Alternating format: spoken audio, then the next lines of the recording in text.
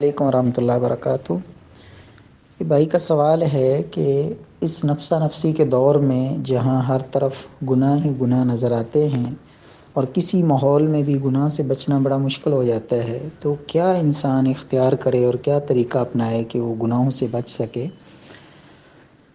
اس میں سب سے پہلی بات تو یہ ہے کہ اللہ سبحانہ و تعالی کی ذات پر ایمان، یقین اور رب العالمین کی معرفت، یہ انسان کو جو ہے وہ گناہوں سے دور لے جاتی ہے۔ جب انسان کو یہ تصور ہو، یہ یقین ہو کہ میرا پروردگار، میرا رب مجھے دیکھ رہا ہے، ان اللہ کان علیکم رقیبا، تو رب العالمین مجھ پہ نگران ہے، تو انسان اس بات کو سب سے پہلے تو مقدم رکھے، ذہن میں بٹھائے، تو گناہ سے بچنا اس کے لیے جو ہے وہ آسان ہو جاتا ہے۔ دوسری بات یہ ہے کہ انسان اپنی موت کو یاد رکھے کہ میں نے مرنا ہے، موت کسی وقت بھی آ سکتی ہے، اور اگر یہ گناہ کرتے وقت اس حالت میں میری موت آ گئی تو میرا انجام کیا ہوگا۔ یہ بھی ایک ذریعہ ہوتا ہے انسان کے گناہ سے بچنے کا۔ اور دوسری بات یہ ہے کہ انسان اچانک جو اس کے دوست احباب فوت ہو گئے، بچھڑ گئے، موت آ گئی ان کو یاد کرے، اور گناہوں کی حالت میں مرنے والے جو ہے ان کے قصص، واقعات، ان کو اپنی آنکھوں کے سامنے رکھے کہ فلاں شخص جو ہے وہ زنا کرتے وقت، شراب پیتے وقت، یا گانے سنتے وقت، یا اس حالت میں اس کی موت ہوئی۔ اور نبی صلی اللہ علیہ وسلم کا فرمان ہے کہ جس حالت میں انسان مرتا ہے قیامت والے دن اسی حالت میں اسے اٹھایا جائے گا۔ تو یہ کچھ چیزیں ہیں جو انسان کو گناہوں سے بچا سکتی ہیں۔ سلف کہا کرتے تھے، جب ایک شخص سے پوچھا گیا کہ میں گناہوں سے کیسے بچ سکتا ہوں، تو انہوں نے کہا کہ جب گناہ کرنے کا ارادہ کرو تو ایسی جگہ پر چلے جاؤ جہاں تمہیں تمہارا رب نہ دیکھ رہا ہو۔ تو یقینی بات یہ ہے کہ کوئی ایسی جگہ نہیں جہاں اللہ رب العزت دیکھ نہ رہا ہو۔ اور دوسری بات انہوں نے کہی کہ جب تمہیں گناہ کرنے کا ارادہ ہو تو جس رب کی نافرمانی کرنے جا رہے ہو تو اس پروردگار کی نعمتوں کو استعمال کرنا پہلے چھوڑ دو، پھر اس کی نافرمانی کرنا۔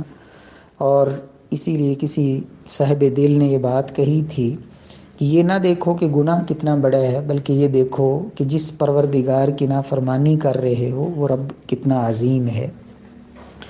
اور تیسری بات یہ ہے کہ کہا کہ جب گناہ کرنے کا ارادہ کرو اور گناہ کرنے لگو تو یہ سوچ لو کہ کیا اگر میرے پاس ملک الموت آئیں تو پھر مرنے سے تم انکار کر دینا کہ میں مروں گا نہیں۔ جب مرنا ہے اور رب کی نعمتوں کا استعمال چھوڑ نہیں سکتے اور ایسی جگہ پر جا نہیں سکتے جہاں رب نہ دیکھ رہا ہو، تو پھر گناہ کا کیا مطلب۔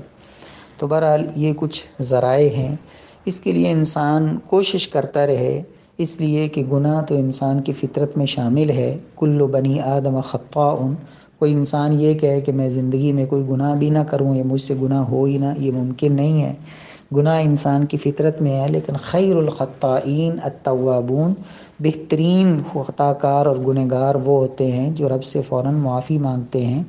خطا ہو جانا ایک ہے، گناہ پہ گناہ کرتے چلے جانا اور اس نیت سے گناہ کرنا کہ بعد میں توبہ کر لوں گا، ایک ہے کہ انسان سے خطاؤں سے، گناہوں سے بچنے کی کوشش کرتا رہتا ہے، پھر کوئی گناہ ہو جاتا ہے اس پر فوراً نادم پشیمان ہو، رب العالمین سے معافی مانگے، تو پروردگار نہ صرف یہ کہ سچی توبہ پر گناہوں کو معاف فرماتے ہیں بلکہ ان گناہوں کو نیکیوں میں تبدیل بھی فرما دیتے ہیں۔ تو اس حوالے سے انسان وہ دعائیں بھی پڑھتا رہے جو انسان کو گناہوں سے بچانے والی ہیں۔ اللہم انی اعوذ بک من شر نفسی ومن شر قلبی ومن شر لسانی، دیگر جو نبی صلی اللہ علیہ وسلم نے دعائیں سکھائی ہیں۔ اللہم آت نفسی تقواہا وزکیہا انت خیر من زکاہا انت ولیہا ومولاہا، اور اللہم اہدنی لاحسن الاخلاق والاعمال واصرف عنی سیئہا لا یصرف عنی سیئہا الا انت، یا اللہ برے اعمال کو مجھ سے دور بنا۔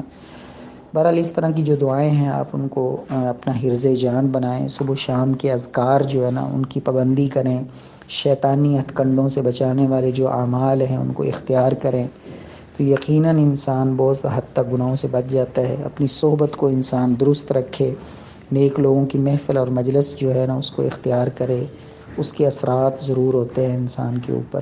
اللہ رب العزت توفیق نصیب فرمانے والے ہیں۔ واللہ تعالی عالم۔ السلام علیکم۔